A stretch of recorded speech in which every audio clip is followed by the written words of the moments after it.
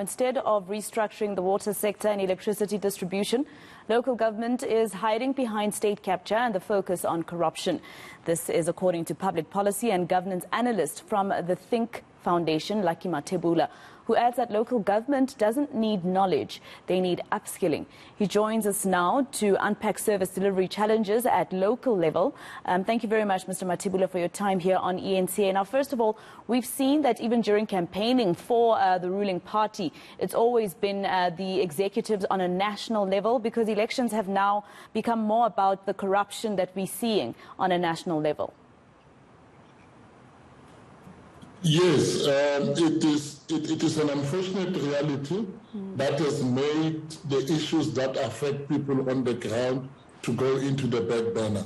Actually, we have seen communities pushing the issues into the agenda. We've seen in Soweto, when the president went there, the people asked him about where is electricity. Everywhere he goes, people are asking him about the day-to-day activities. People want to know that, why is it when I open my tap, water is not coming or dirty water is coming? Why is it when I switch the lights don't go on? Why is it that my kids can't play in a park? And those things have formed the back burner. What we're seeing, we're hearing the ANC busy with an apology safari. They are apologizing every day. They're not saying what are they going to do to deal with that. And also, the opposition parties are also not assisting much, because most of what they say while they are campaigning is to talk about the shortfalls of the ANC, which are, of course, what we see with Eskom, what we see with corruption, a health minister having to resign, for instance, because of corruption when it comes to PPE. So the political parties that are supposed to be contesting the ANC are also not assisting, because they campaign around the shortfalls of that party.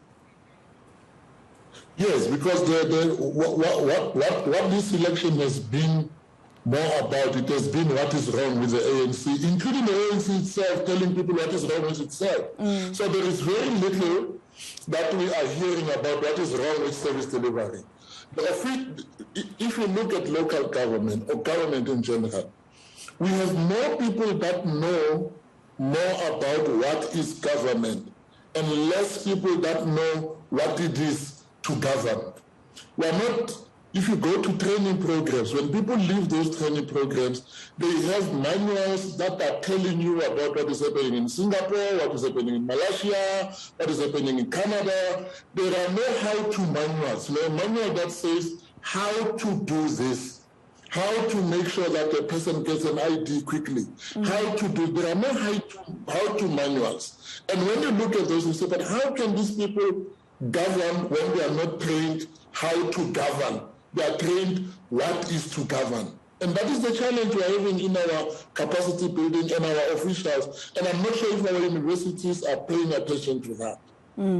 So what's the solution then? I mean, I think people in South Africa seem not to understand how important local government elections are, because it boils down to you receiving services. So, we've spoken to a lot of analysts who have said that local government elections are in fact more important than the national ones.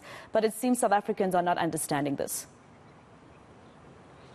I think what is emerging, unfortunately, I might not like it, but what is emerging is that we are going to see coalitions. And once you have coalitions governments, we are going to have agreements between political parties in terms of what they need to do. If you look at Mayor Masina in Ekurhuleni, notwithstanding the challenges that he had and all those things, his political challenges, but that's one mayor who was made by the coalition to be able to deliver, because other coalition partners wanted him to deliver certain things.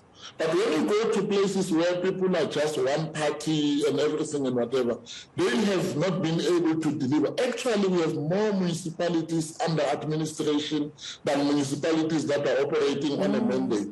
And I can tell you now that after these elections, you will see some of the municipalities, even if they have a new political mandate, they are not going to be taken out of Section 139, which means it is the politicians that are under administration and not the the administration that is under administration. Because if the administration was under administration, it would be released to see what are these new guys going to do. And that is the challenge that we're having in the country.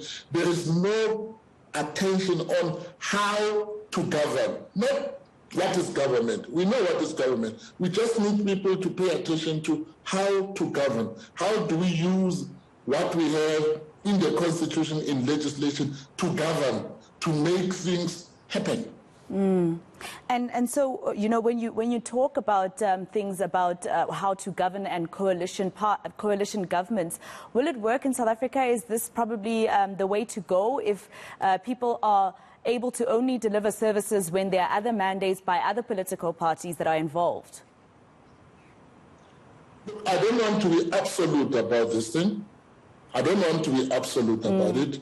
But it would look like it's something that we must think about testing and saying, if you reduce the monopoly of political mandate and you diffuse it a little bit, and we go back to a condition of national unity where people know that if they don't perform, they can be removed, and through a decision of other coalition members to coalesce around others, maybe that threat of being removed can make people to think differently, like we have seen in Ekurhuleni. I think Mayor Masina in Ekurhuleni, notwithstanding the fact that he tried to, he was doing well, but I think he always knew every time he woke up that there can just be a council meeting and he can be removed. So he made sure that he makes what he can deliver to the community to be what he's judged upon more than what he can show politically that he's good at.